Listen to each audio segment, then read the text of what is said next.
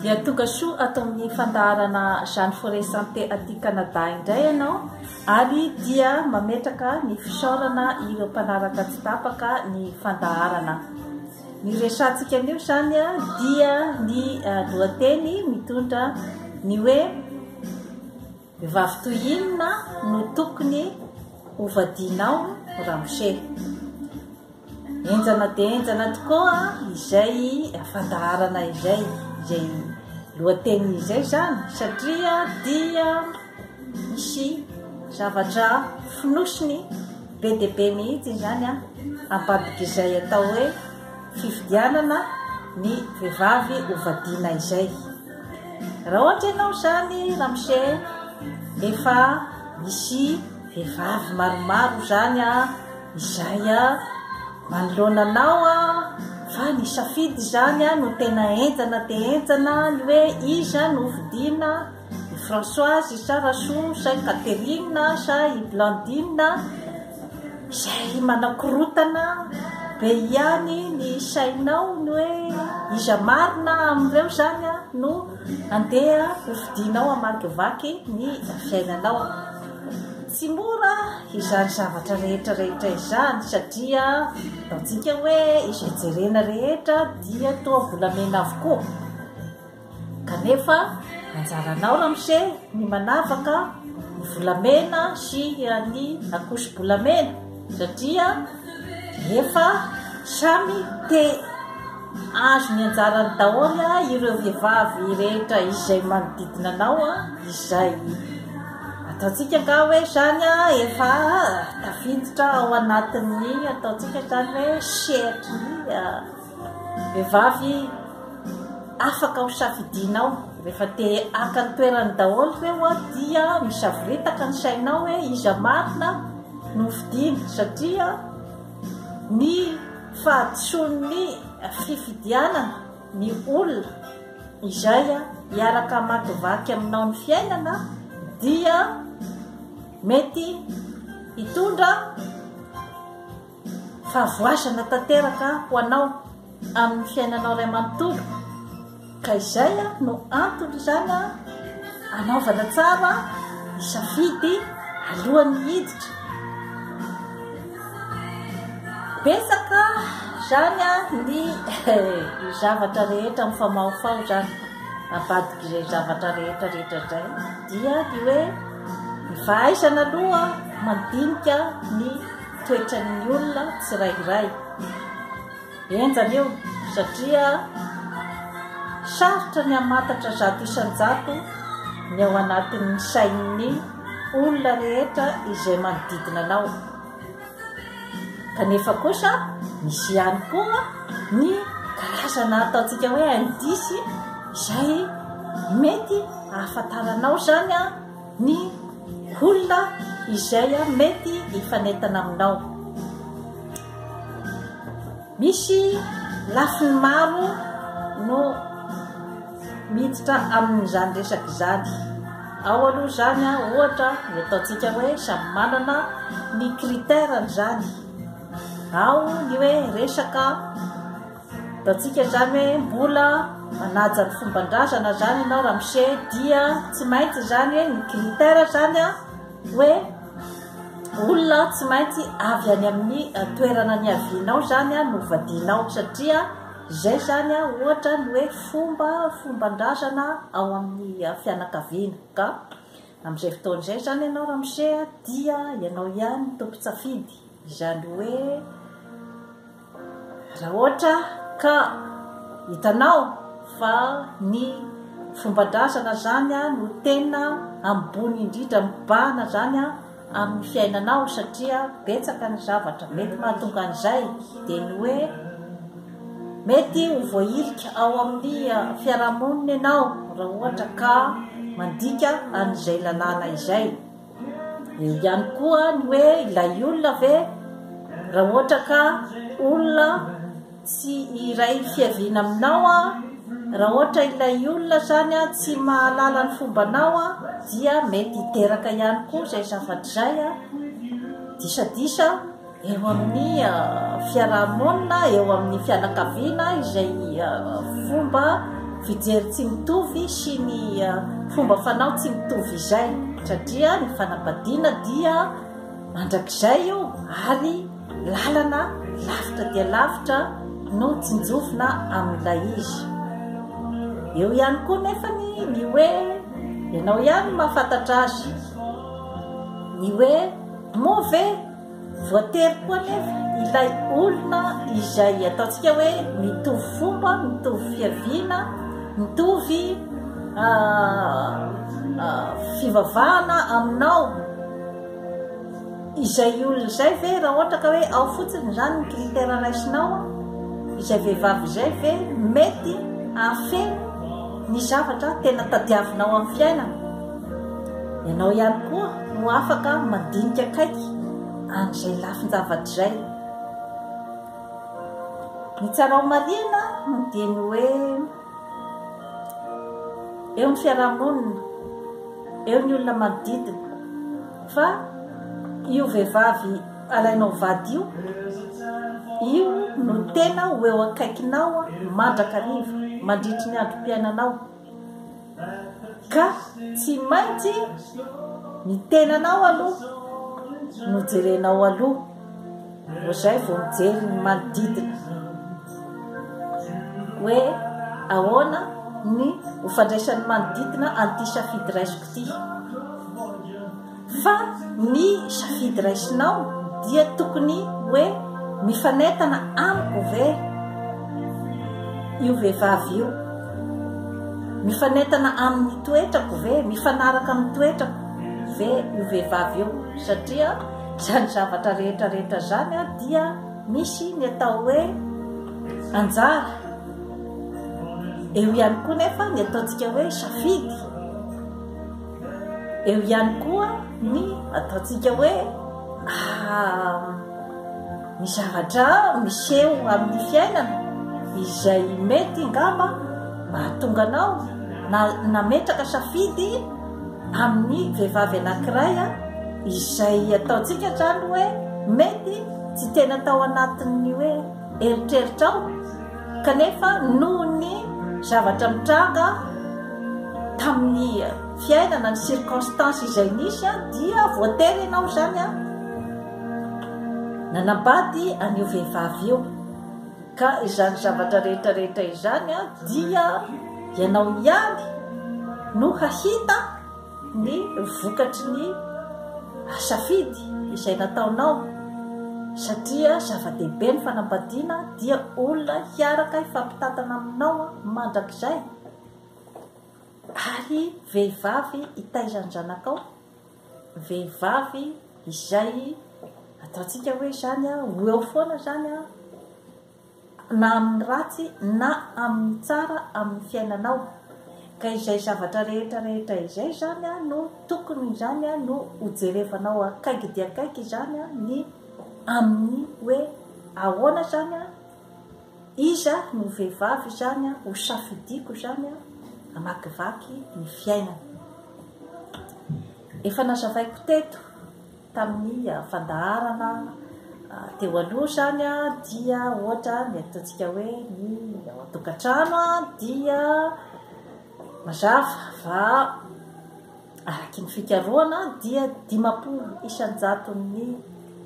ao amin'ny fanambadiana zany dia miditra ny ataontsika zany hoe ny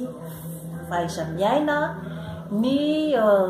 toetra, ny resaka ekonomika, ny fahaizana mifandray, ny 50 isan-jato zany no miditra ny ataontsika zany ny amin'ny hoe resaka firaisana ara-nofo sy ny resaka hoe zany fitiavana ara-nofo zany ka miaiza zany aminao ny tena zava-dehibe satria ianao ihany no mahafantatra ny zava-dehibe aminao. Misy tovovavy maromaro eo izay manahirakirana anao ihany ny isafidy hoe iza amin'ireo vehivavy ireo no andeha hofidiko hovadiko ka ao miditra ao miresaka bika aman'endrika. Tena babo tanteraka ianao ohatra amina vehivavy iray izay tena hoe mandresy rahatra anao tanteraka ny amin'ny resaka bika aman'endrika, mandresy lahatra anao tanteraka ny fiarahana aminy ao amin'ny resaka hoe firaisana ranofo, eto amin'ny resaka hoe fifandraisana. Eo zany no mety voasaritsaro ny fitiavana izay ataontsika zany hoe rehefa mitafitafy be loatra ilay fisaliana avy any amin'ilay vehivavy angamba ny eo amin'ny resaka hoe aranofo, dia mety tsy de tena anana angamba ianao an'ilay ataontsika hoe zany hoe capacité d'observation an'ilay olona. Ka eo no mila zany mitandrina tsara zany ny lehilahy, satria na tianareo na tsy tianareo dia tsy maintsy hipoitra foana ny maizy azy ny olona iray rehefa hoe manomboka miditra ao amin'ny resaka fanambadiana, zany hoe efa manomboka miaraka mipetraka sy mifampikasoka isan'andro zany ianareo mivady. Dia eo amin'izay no tena hipoitra ny tena toetra ny olona anankiray. Kanefa raha ohatra ka manana ny ataontsika zany hoe ny intuition ianao, manana an'ilay atao hoe fahaizana mandinika, manana ny atao hoe fahaizana mitsapa olona, raha ohatra ka manana an'izay karazana toetra rehetra izay ianao dia mino marimarina fa tsy hamitaka anao ny safidy izay raisinao. Ao angambany ny ataontsika hoe zavatra izay tena ohatrany hoe ilainao amin'ny fiainana nga. Raha ohatra ianao ataontsika hoe somary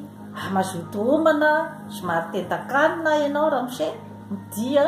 ataoko angamba fa ny manitositona anao bebe kokoa dia ohatra hoe ny vehivavy mahay mahandro, ny vehivavy mahay manao sakafo hafanambanana zany eo amin'ny fanaovana sakafo mafilipilotra. Raha ohatra ka tsapanao fa tena ilainy tenanao zany zavatra zany dia tafiditra ao anatin'ny kriteranao zany zavatra zany.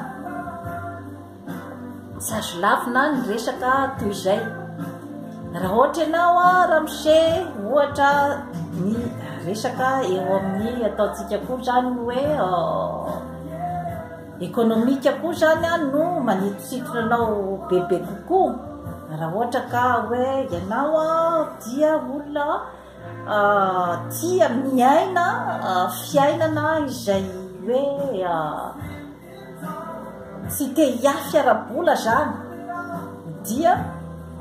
fantatrao ihany koa hoe aiza ho aiza koa amin'izay fotoana zay no asianao safidinao dia mazava ho azy fa any amin'ny vehivavy mampidi-bola izay manampy anao hampiditra vola bebe kokoa zany ao amin'ny tokantrano. Raha tsy hoe ka hoe manam-bola be ngambany ianao ramose, dia mety hoe tsy dia amin'izany loatra ny eritreritrao zany amin'ny safidy amin'ny vehivavy izay tianao hovadiana zany. Fa zava-dehibe zany izay zavatra rehetrarehetra zay ny amin'ny hoe fahaizanao zany mifidy ny olona izay afaka mifanaraka aminao. Tadidio tsara ihany koa fa misy lanjany be dia be ihany koa ny vehivavy izay mahafantatra ny fahalemenao ary afaka miara-miaina aminao amin'izany fahalemenao zany. Zava-dehibe zay zavatra zay, ka izay a no mahatonga ny hoe tsy tokony zany a ny olona ataontsika mpifamofo zany hoe ifanafina toetra be loatra satria eo no miteraka ny olana zany a rehefa tafiditra zany a ao amin'ny tokantrano satria ny vehivavy izay mahazaka ny filemanao izay manaiky anao amin'ny hoe maha-izy azy anao zany amin'ny toetra maha-izy azy anao ataoko fa izay kosa kamba no zava-dehibe amin'ny ataontsika hoe fisafidianana ny vehivavy izay a hovadianao zava-dehibe izay zavatra zay satria raha ohatra olona tsy ahazaka ny kilemanao dia tadidio fa tsy aharitra mihitsy ny fanambadianao na koa hoe ao anatin'ny ataontsika hoe korontana foana na ataontsika hoe ao anatin'ny olana foana kanefa efa veriberiko foana eto amin'ny fandaharana Jeanne Forêt Santé fa miainga ao amin'ny tokantrano milamina ny fandrosoana na ny fandrosoana eo amin'ny firenena zany na eo amin'ny famokarana amin'ny fiainana andavanandro amin'ny asa zay ataonao andavanandro ramose madama dia miainga ao amin'ny filaminana ao an-tokantrano na ny filaminana ara-tsosialy zany ny fahasambarana amin'ny fiainanao andavanandro tadidio tsara zay ka raha diso safidy ianao amin'ny fanambadianao dia tadidio fa erera-goavana be amin'ny fiainanao zay zavatra zay ny fifidianana ny vehivavy hovadiana koa dia misy angambany ataontsika koa hoe havanambanana kokoa zany a amin'io zavatra io ary misy koa zany a ny ataontsika zany hoe osaosa kokoa zany a amin'izay resaka izay satria maninona no misy ny lehilahy izay mitsatoka tsara mihitsy amin'ny tena hoe safidy tena tadiaviny a amin'ny fiainany a ny vehivavy vadiny maninona kosa nefa no misy lehilahy izay voatery misolosolo vady impiry vo zay vo tena mahita ny olona tena afaka hiaraka aminy misy antony be dia be ao ambadiky zay zavatra rehetrarehetra izay marina fa misy ihany koa ny ataontsika hoe vitana sy ny anjara nefa misy ihany koa ny ataontsika hoe zany hoe ny capacité d'observation an'ilay lehilahy anankiray ny intuition ary ny fahaizany mandanjalanja ny zavatra rehetra izay hitany amin'ny ilay vehivavy izay manodidina azy rehetrarehetra ka mahatonga azy resy lahatra amina vehivavy iray resy lahatra izy hoe ity no tena anjarako misy nefany ny mitsapatsapa etsy mitsapatsapa eroa mandritry ny androm-piainany efa misolo vehivavy firy manambady vehivavy firy vo zay vao mahita ny tena atonina azy eo amin'izay resaka hoe vitana sy ny anjara zay dia misy anekdoty kely izay tantaraiko anareo zany anekdoty anekdotina sinoa izy io ny amin'ny hoe resaka vitana sy ny anjara misy io tsy azo laviny zay zavatra zay kanefa tsy izay rery nefa no miditra ao amin'ny fanambadiana tantaraiko anareo ilay tantara kely zany misy tovolahy zany tambola kely izy zany eo amin'ny 10 taona eo zany ny taonany dia misy tovovavy koa zany tao an-tanàna izay niara-lalao taminy dia natesitra azy mafy dia mafy zany a mijery an'io tovovavy io a izany hoe tena tsy tiany zany ilay vehivavy, tsy tiany a nitarehin'ilay vehivavy a dia nitorahany vato ilay vehivavy kely tamin'izay fotoana izay a dia misy naratra teto amin'ny andrin'ilay tovovavy. Dia taty aoriana zany a dia samy miala teo an-tanàna zany a ireo tovolahy sy tovovavy ireo zany a rehefa lehibe fa nandrato fianarana tany ivelany. Nataon-javatra zany a tany amin'ny toerana izay nandratony fianarana zany a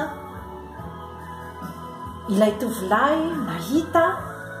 tovovavy izay tena nanaitra azy tao anatin'ny maro ary tena nandresy lahatra azy ny anabady an'io vehivavy io.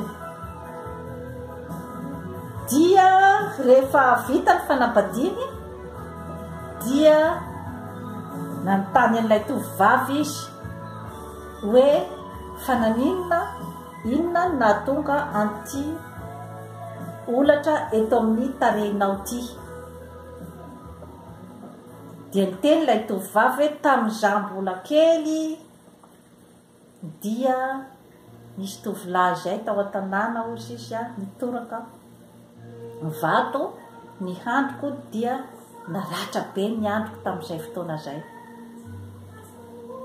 Teo zany a vao nitamberina teo amin'ny sain'ilay tovolahy fa ay ity ilay tovovavy kely tena tsy tiako bika, tsy tiako tarehy tao an-tanàna ary nitorahako tamin'izany andro zany ity manoloana ity lasa vadiko. Ny tiana ho ambara amin'izay anekdoty kely izay dia ny hoe misy amin'ny fiainana ny hoe vitana sy ny anjara izay tsy azonao hitoviana dia mipoitra amin'izay tantara izay. Eo zany a no entiko ampisainana atsika rehetra rehetra zany a ny amin'ny hoe misy ny vitana sy ny anjara kanefa misy ihany koa ny ezaka avy any aminao, ny afantaranao, ny olona izay mety afaka hiaraka aminao.